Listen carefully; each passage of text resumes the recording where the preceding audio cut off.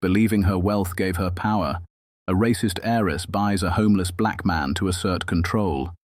But his defiance doesn't just leave her reeling.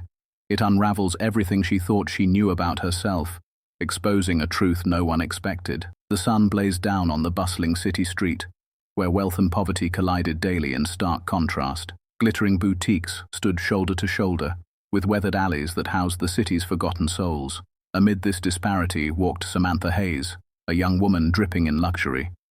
Her designer heels clicked against the pavement as she moved with the air of someone who had never known a day of struggle. Samantha wasn't cruel by nature, but her world was small, a bubble inflated by privilege, her every whim granted without question. Today, however, she was bored. As her shopping bag swung at her sides, her eyes caught a group of men huddled on the sidewalk, their clothes tattered and their faces gaunt. Her lips curled into a subtle smirk as an idea began to form.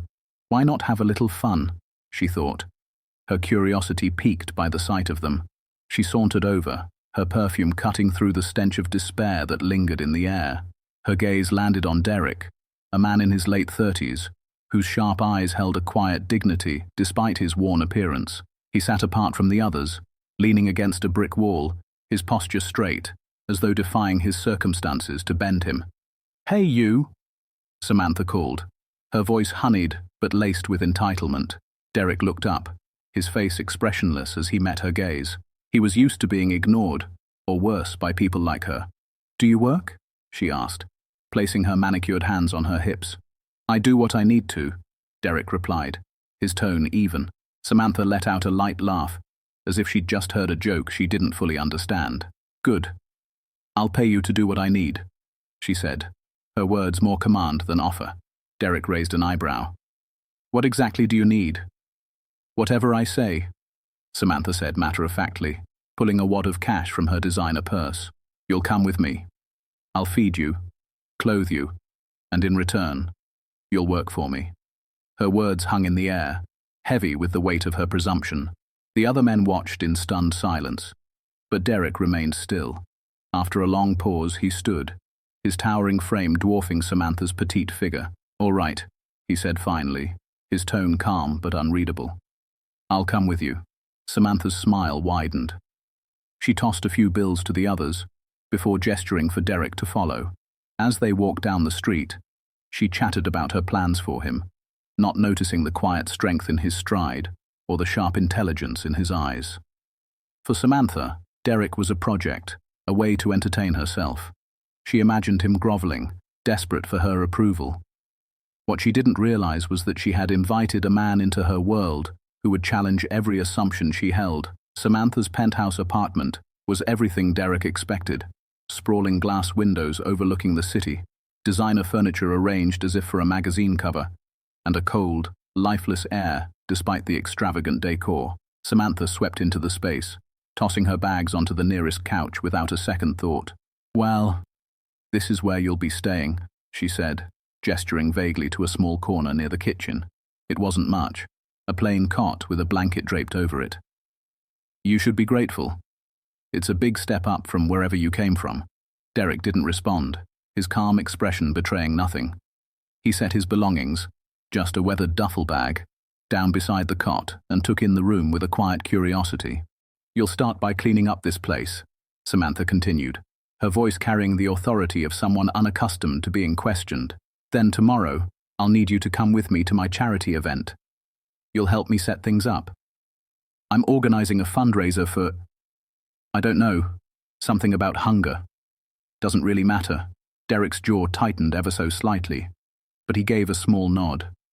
"Good," Samantha said, flashing a satisfied smile. "Now, why don't you get started on those dishes?" She gestured toward the kitchen, where a sink overflowed with fine china, stained coffee cups, and smeared cutlery. Derrick moved toward the kitchen, his large hands steady as he picked up a plate and began to clean. Samantha watched him for a moment, her arms crossed, before retreating to her plush bedroom, the door clicking shut behind her. As the hours passed, Derrick worked quietly, his mind elsewhere. The world Samantha inhabited was as foreign to him as the streets were to her. She talked about charity with a dismissive tone, oblivious to the irony of her words. Derrick, on the other hand, understood hunger intimately, the ache in his stomach on long nights, the pain of watching people around him lose hope. For Derrick, this wasn't just about cleaning or playing along with her whims. It was about observing, understanding, and perhaps planting seeds of change. As night fell, Samantha emerged from her room in silk pajamas, her hair tied up in a messy bun that somehow still looked polished. "Done yet?" she asked, glancing at the now spotless kitchen. "Yes," Derrick replied simply. She gave an approving nod and sat on the couch, scrolling through her phone. "Good, you're a quick learner." Derrick sat down on the cot, his back straight. "Why did you choose me?" he asked suddenly, his voice calm but probing. Samantha looked up, surprised by the question. "I don't know," she said with a shrug. "You looked like you needed help." Derrick studied her for a moment, his eyes piercing. "And this is your idea of help?" The question caught her off guard. She opened her mouth to respond but found herself at a loss. "Well, yes," she said finally. "I'm giving you food, shelter, and a chance to do something useful. Isn't that what you need?" Derrick leaned forward slightly, his tone still calm but now edged with steel. "What I need is respect. What I want is to earn my way, not be someone's amusement." The words hit Samantha harder than she expected. She frowned, her defensiveness bubbling to the surface. "I don't think you're a toy," she said quickly, her voice losing its usual confidence. "I just thought... Derrick didn't press further. He leaned back, his posture relaxed, though his presence filled the room. "Good night, Miss Hayes," he said, his tone polite but firm. Samantha stared at him for a moment, then turned back to her phone, scrolling aimlessly. But for the first time in a long while, she couldn't shake the nagging feeling that something about her world, her choices, was fundamentally wrong. The next morning, Samantha stood in front of her mirror, adjusting the diamond necklace draped across her neck. She was preparing for the charity gala she had been planning for weeks, a glitzy event filled with society's elite, all pretending to care about causes they barely understood. Samantha sighed as she considered the long evening ahead. Another day of fake smiles and shallow compliments, she thought. Derrick stood silently in the corner of the room, dressed in an ill-fitting suit she had thrown at him earlier that morning. It was one of her father's old ones, decades out of style, but she hadn't bothered to notice. "Well," she said, turning toward him with a flourish. "How do I look?" Derrick glanced at her, his expression unreadable. "You look fine," he said simply. Samantha frowned. She was used to glowing compliments, not lukewarm remarks. "Just fine?" she pressed, her tone laced with annoyance. Derrick shrugged. "You don't need my validation." The words were spoken without malice, but they stung all the same. Samantha turned away, brushing off the discomfort as she grabbed her clutch. "Come on," she said curtly. "We're late." The grand ballroom glittered with crystal chandeliers and gold accents. Waiters glided across the room, carrying trays of champagne and hors d'oeuvres, while guests mingled in designer gowns and tailored tuxedos. Samantha moved through the crowd with practiced ease, her smile wide and her laugh light, as if the room belonged to her. Derrick, however, drew curious and judgmental stares. His suit was out of place among the tailored perfection, and his stoic demeanor made him stand out even more. Samantha introduced him as her assistant, a title she thought sounded charitable. "This is Derrick," she said to a group of acquaintances. "He's been helping me organize the event." The men offered curt nods, while the women gave him polite but dismissive smiles. One man, Edward Calloway, smirked and leaned in toward Samantha. "Where'd you pick him up?" Edward asked with a laugh. "Charity case, is he?" Samantha giggled nervously, brushing off the comment. "Something like that," she replied, avoiding Derrick's gaze. Derrick, however, stood tall, his calm presence unshaken. "Actually," he said, his deep voice cutting through the noise, "I've been helping Miss Hayes learn what it means to truly care about others." The group fell silent, their smiles faltering as the weight of his words sank in. Samantha's face burned with embarrassment. "Excuse us," she said quickly, grabbing Derrick's arm and pulling him aside. "What was that?" she hissed, her voice low but sharp. "What was what?" Derrick replied, his tone calm. "That, whatever you just did. You made me look ridiculous." Derrick's gaze softened, but his words remained firm. "I wasn't trying to embarrass you, Miss Hayes. I was just telling the truth. Samantha opened her mouth to argue but stopped when she saw the sincerity in his eyes. For a brief moment she felt a pang of something unfamiliar. Guilt. Later that evening, as the gala wound down and the guests trickled out, Samantha found herself sitting alone on the balcony, a glass of champagne in hand. The city lights sparkled below, but her mind was far from the glamour around her. Derrick appeared in the doorway, his presence quiet but steady. "Long night?" he asked. She glanced at him, her expression weary. "You could say that."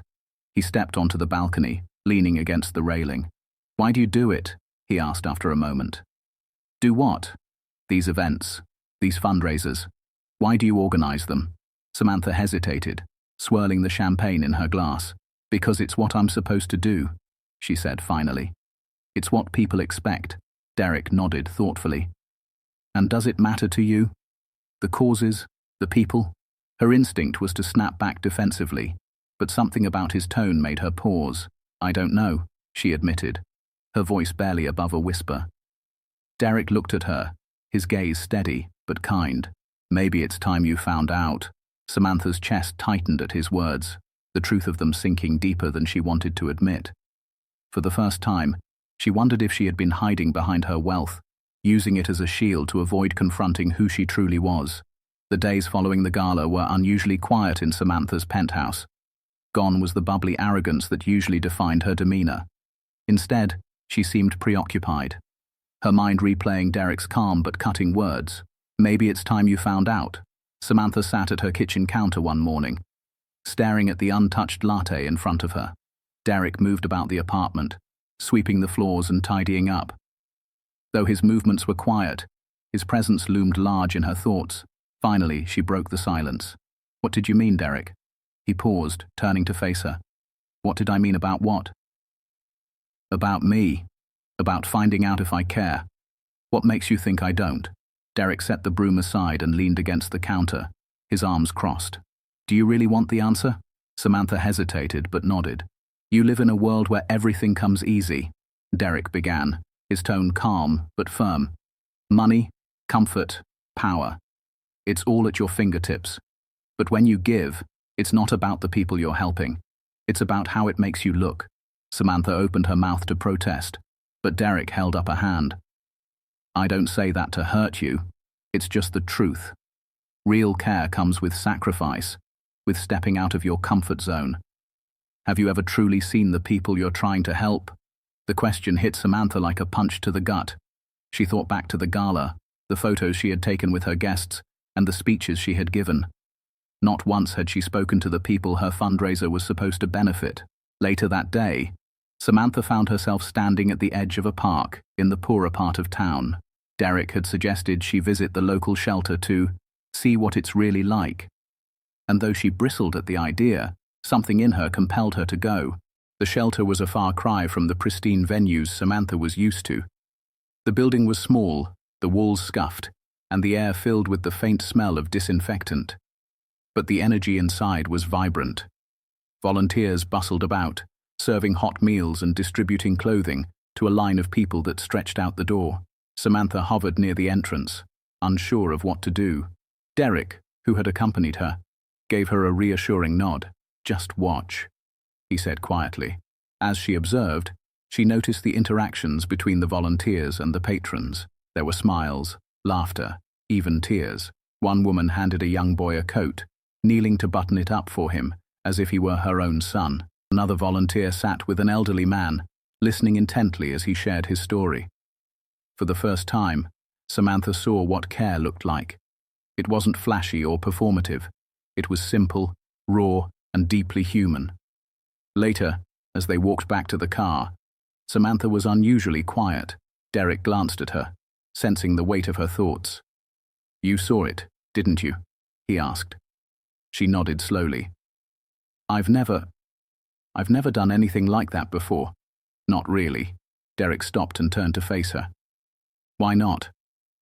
"I don't know," she admitted, her voice trembling. "I guess I've always been so focused on myself, on what people think of me. I thought giving money and hosting events was enough. But now—" She trailed off, unable to finish the sentence. Derrick placed a reassuring hand on her shoulder. The good news is, it's never too late to start. What matters is what you do next. Tears welled up in Samantha's eyes, but she blinked them away. For the first time in her life, she felt something stir within her. A desire to do more, to be more. 2 weeks later, Samantha stood outside the same shelter she had visited with Derrick. But this time, she wasn't an observer. She had traded her designer heels for sneakers, her silk blouse for a simple t-shirt, and her guarded confidence for an open heart. Inside, the atmosphere buzzed with activity. Volunteers moved with purpose, and the patrons lined up for warm meals and clothing. Samantha approached the volunteer coordinator, a middle-aged woman named Martha, with a mixture of nerves and determination. "I'm here to help," Samantha said, her voice steady. Martha smiled warmly. "We can always use an extra pair of hands. Follow me."